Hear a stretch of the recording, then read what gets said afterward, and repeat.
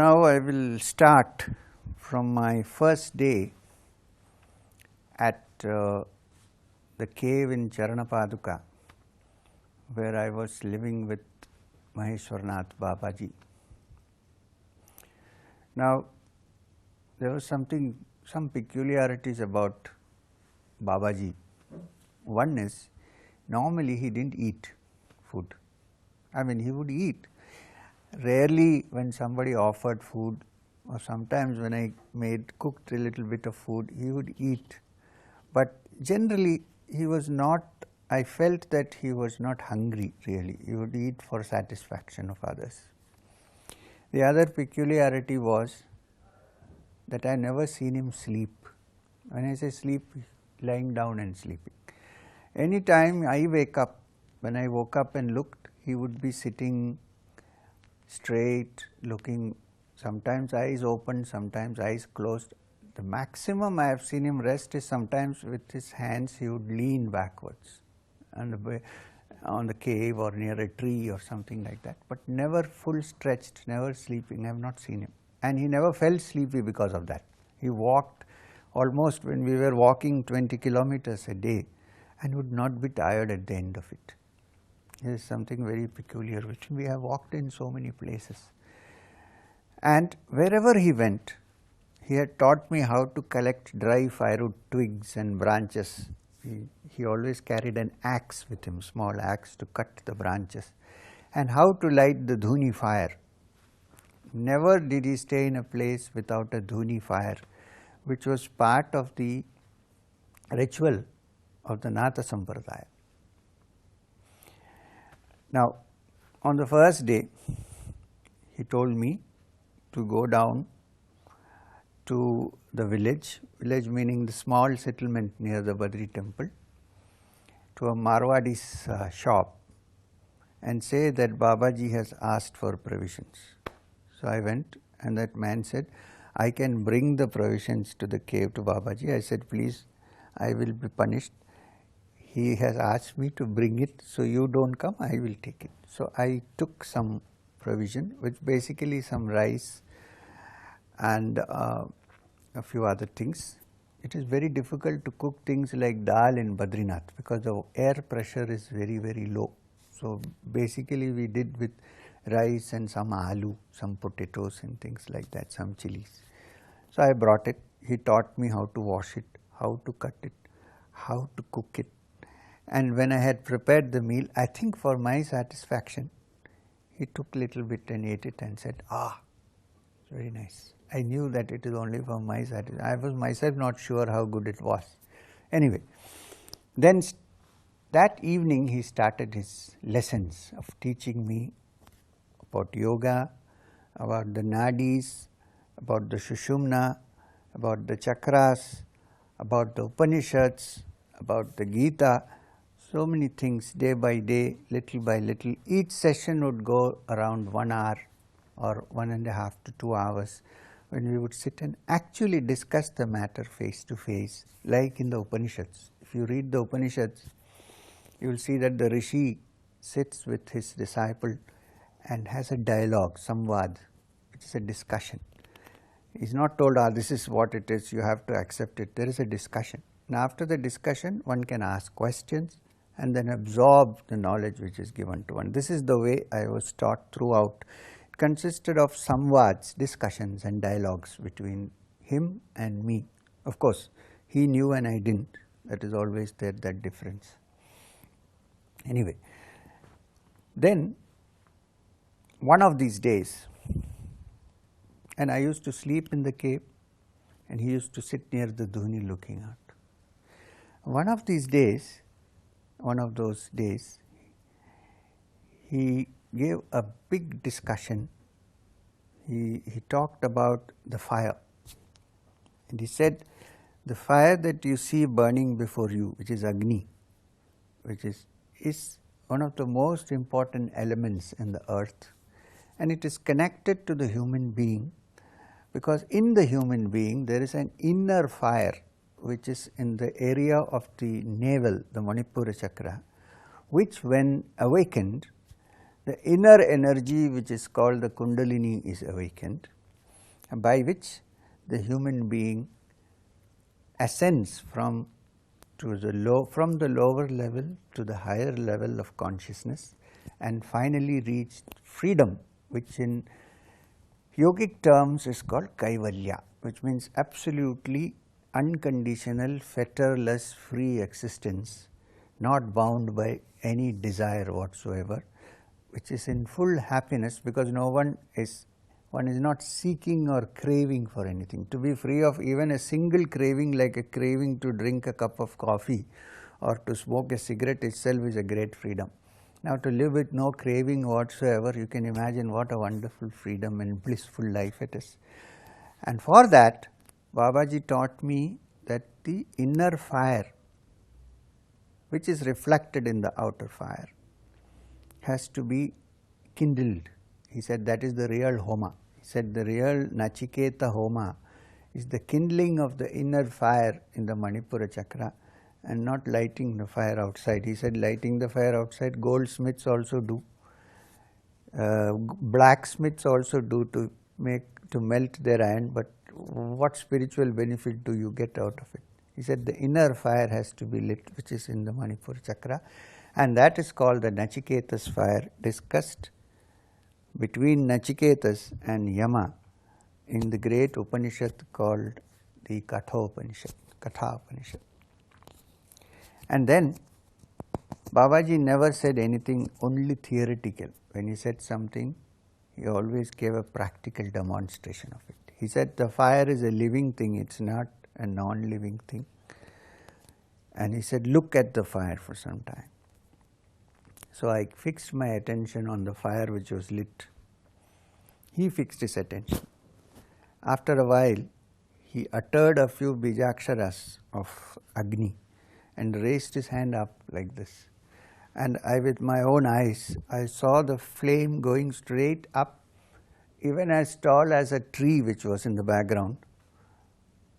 And then when I was completely astounded, wondering what was happening, he turned his finger like this, and the tip of that turned and hit me in my navel, and it was as if my whole body was on fire.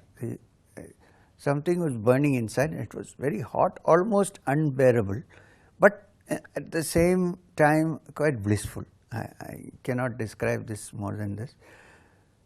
And then I found the energy slowly traveling up and coming to the middle of my forehead, and I went into meditation.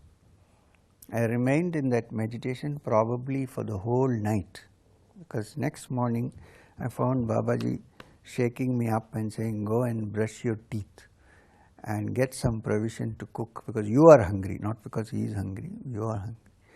So this was my first lesson, and it was my first kindling of the fire inside, which now I am 64, 63, has not gone off, that fire. It's still kindled inside.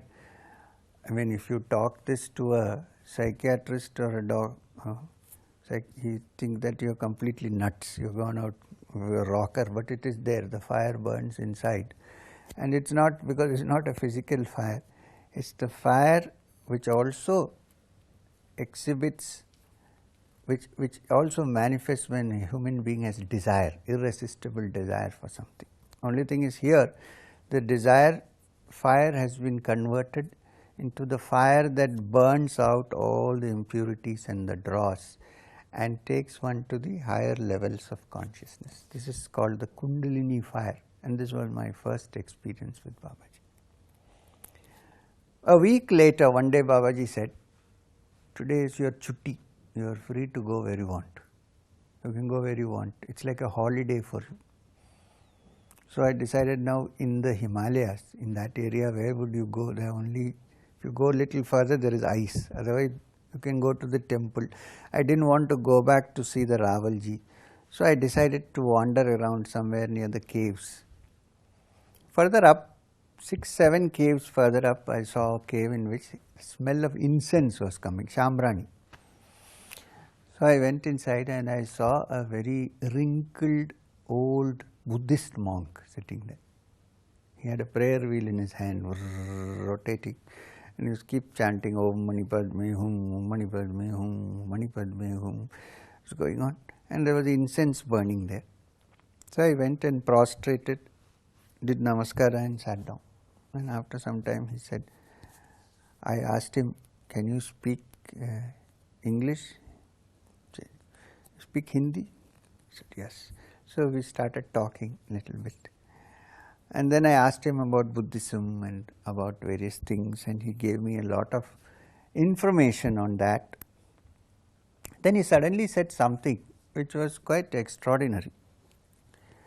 When I asked him about in Tibetan yoga, the Tibetan lamas practice a certain thing called Tummo. Tummo is a kind of pranayam with some visualizations where the inner heat in the system is generated. And they live in the coldest of climates and still don't feel cold because the body starts sweating when this fire is ignited in the navel, the inner fire. So this is called Tummo. So when he discussed this to me, because he was wearing only one robe, so it was not very, and it was quite cold. Babaji had made sure that I used to wear woolen blankets which he had cut for a hole in the middle for the neck, and a cap and turban and all that. He said, you will fall sick. So I said, that's fascinating, can you teach me Tummo? He said, it is not so important to learn Tummo. You see, what have I attained? Nirvana by learning Tummo? No, but I can control the temperature. Okay. Then he said something extraordinary. He said, that is not the same as that fire that touched your navel last week. So I said, how do you know? Because nobody knows except me and Babaji. So how does he know that the fire touched my navel last week? He said, I and your Babaji have a different mode of contact. We don't meet each other, but we keep in touch with each other. I said, how? He said, by the mind. You won't understand these matters. It takes some time. By and by, gradually you will begin to understand what it is. He said, I can give you a hint. When the mind becomes absolutely quiet and calm, and even though outwardly it seems to be ruffled because of circumstances, deep down when you meditate, if you see that it is very, very still and quiet and calm, such a mind immediately reflects the thoughts of people who are around you. Whether you want to take it or you don't want to take it, it is your business. You can cut it off if you like. But suddenly you will say, you will experience a thought which doesn't belong to you, and you can be sure that it is coming from someone in the room, from somewhere. He said, it is only a hint, but there are ways and means to practice and perfect the art of. Again he told me, but it is not so important. The most important thing is to attain nirvana, which is freedom from all the bondages and conditionings of this world.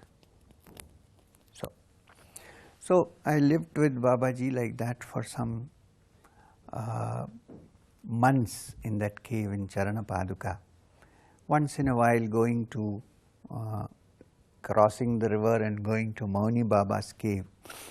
Mauni Baba's cave is on the way to the temple of Nilakanta in the Nilkant hills, which is on the other side of the Ganga. And whenever Babaji went and stayed in the cave, which is called Mauni Baba's cave, it has 3 layers. One cave is there. If you go down the steps, there is another cave. And if you go further down, there is a 3rd cave inside. But whenever Babaji lived in the cave, Mauni Baba used to go up to Nilkant and live there, so that he would be free to be there. And there was a brahmachari who used to serve us, look after us, bring water, clean the place, give me food. He didn't want food, and so on. And then from there we used to walk further up, sometimes on the banks of the Ganga through Lakshman Jhula, further up to Dev Prayag and back, and so on. On one of these trips, it was quite evening when we approached Vashishta Gufa. By the time we reached, we were not coming from the road, coming from those small paths on the banks of the Ganga, which are called by the locals Pagdandi rastas. Pagdandi means you have to have a stick to move in that area. There are no buses, nothing, it's small paths. So we walked on that path and we came near Vashishta Gufa.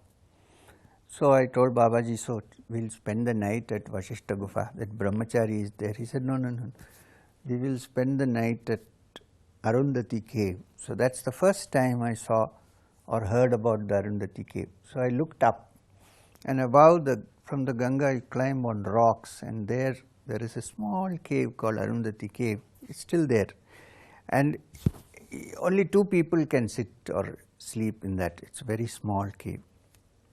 So we slowly climbed up, went to the Arundhati cave. Babaji said, gave me the axe and said, go and find some dry twigs to light the fire. So I went and got some twigs. He said, if you are hungry, you can go down to Vashishta Gufa, have some food from that brahmachari there and come up. So after gathering the food and lighting the dhuni, I went down and met Swamiji, and I said, Babaji is there. So he said, I will also come. He came and he bowed down, did namaskaram, and came back. So I stayed in the night there. Now you must understand, those days the forest area was quite large. Now much of it has depleted in Rishikesh and other areas. And wild elephants used to roam near Mauni Baba's cave, and in this Arundhati cave and Vashishta Gufa areas, leopards were very common at night. So Babaji always told me, don't go out at night unless you tell me. Don't go alone. So I had not encountered a leopard till then, but the warning was there, so I was careful. Now this Arundhati cave is a very, very long cave. It must be about 10 feet in length, maybe, not more than that, and about maybe 6 feet or 7 feet in width, becoming narrower as you go inside. And in front of that, on the mouth, Babaji built up the dhuni. I helped him to build up the dhuni, and we lit the fire, and he would sit there and meditate, and I was supposed to sleep inside.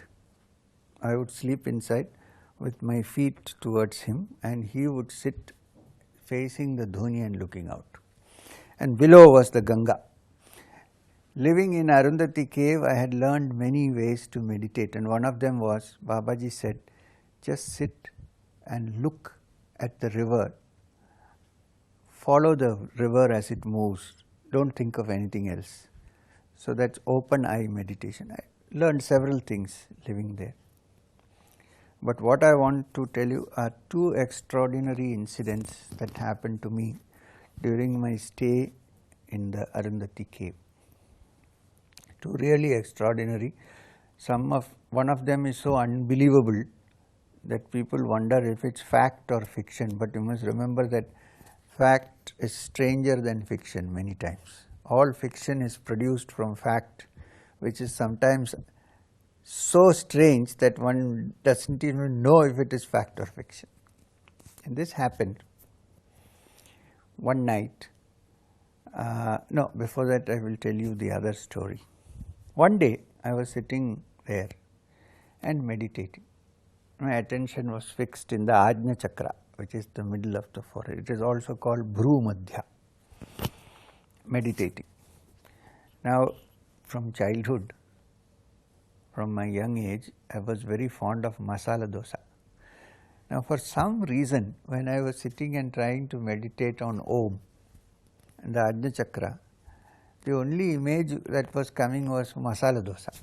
So, I felt that this nice smell of masala dosa. Somebody, maybe after many years of being deprived from natural food, that kind of food. So Babaji suddenly woke me up and said, are you meditating on the Ajna Chakra? I said, yes. Does Ajna Chakra look like masala dosa? I said, Babaji, I can't help it. This image is coming into my head. I cannot help it. He said, I think what you should do is to go tomorrow I will take you somewhere where you have as many masala doshas as you want and get rid of this craving. So the next day he takes me to, there is a Madras cafe in Rishikesh on this side, and gets 2 masala doshas, which I finish in few minutes. The third also is ordered, but I can't eat it because I am already full. He said, "Are you satisfied with the masala dosa?" I said, "Yes." "Okay, now get rid of it." From that time, that inordinate desire and craving for that particular food item is dissolved from my mind. Now, this is what is called the Tantra way, the Tantric way, where you satisfy your urges temporarily so that you know what it is and you are free of it. Because many a time, because we have not satisfied that urge, it keeps on bothering us, and as we move forward in the spiritual field, it becomes a big obstacle. So the Tantra system is Bhogo Yogayate, which means, Babaji taught me this, means enjoy, understand and then let go. The problem comes when you cannot let go, all the time enjoying and not being able to let go. So therefore, for such practices, a guru or a teacher is required. Otherwise, one may fall into the bottomless pit and always get stuck there in the pool. You cannot come out. So this was a wonderful experience which I had with Babaji. It also confirmed my understanding that he understood every passing thought that flickered through my mind, even for a second. Of course, he didn't say it, but I knew it. And therefore, I was learning how to keep my mind free from thoughts which are disturbing. Because I thought if I get it, he will immediately sense it. It was like someone watching you with a microscope. I knew that he wouldn't punish me for it, but I knew that my heart was an open book to this great being. And because of that, I was guided properly and I was able to advance myself spiritually. Now the second experience, which is really unbelievable, this is not unbelievable, but that one is really unbelievable. One day, one night, I was sleeping in the cave and Babaji was sitting in front of the dhuni, meditating. He was sitting steady with his eyes open. I could see him in that state. Now I was lying down behind the cave, at the end of the cave, with my eyes closed. I was fast asleep. Somewhere in the middle of the night,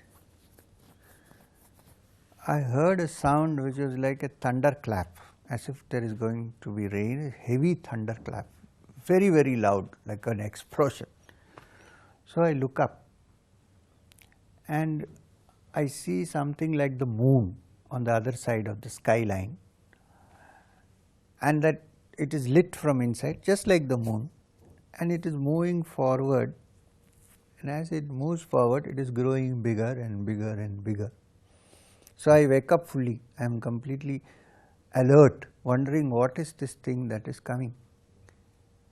And the whole thing comes, it becomes so big, almost this big, and lands right on the dhuni with another thunderclap so loud that I almost am shaken out of my consciousness actually. And I am looking at Babaji and wondering what is happening out of fear.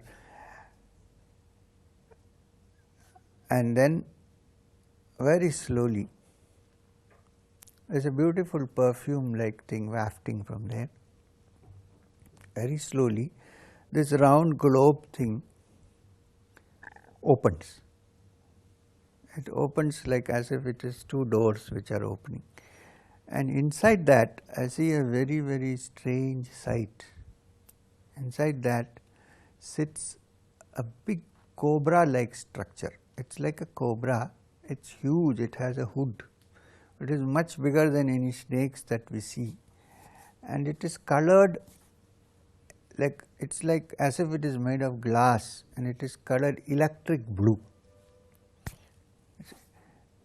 Like the sparks that you see when you strike 2 wires together, complete electric blue and transparent, and it's saying something which I cannot follow. It's like hissing sound, and Babaji is sitting there looking at it, and it seemed to me as if there is a conversation going on between this object and Babaji, and I am lying there shivering with fright, not knowing what to do. Either this is a dream, but it cannot be a dream, but I feel I am awake, or it is something which is in my brain. So I am either going mad, completely crazy, or this is real. If it is real, what is it that I am seeing before me?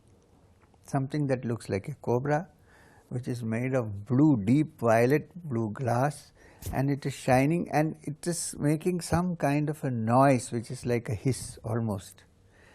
And Babaji seems to be communicating with it because he is nodding his head and he is showing his hands, and then suddenly he turns to me at the cave and says, "Idhar aao."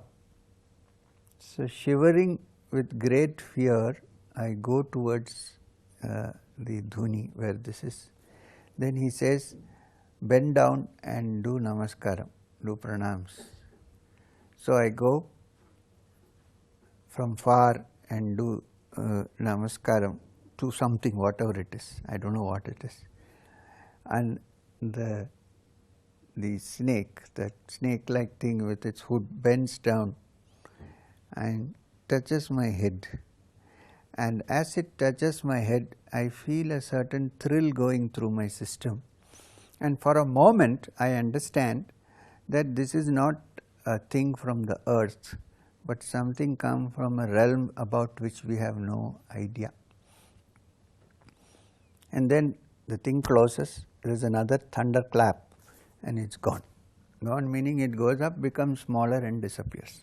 Now, this looks like a science fiction story, but this is my experience of what I had in the Arundhati cave. In the morning, I asked Babaji, "What is this that I saw? Who is this?" He says this comes from a realm which is called Nagaloka, and this is the person who is the head of that world which is called Nagaloka. And I said, "We have only read of Nagaloka in Puranas or in some other textbooks, but do it really exist?" He said, "Did you see what you saw or you didn't?" I said, "I saw." "If you see it and if you experience it, you better believe it," he said. And then later on, many days later, we had various discussions on different realms. And what I remember very clearly, he said, it is the height of arrogance that the human being thinks that this little speck of dust which we call the Bhuloka, the earth, is the only place where living beings are. He said that is the height of arrogance of the human being to think so.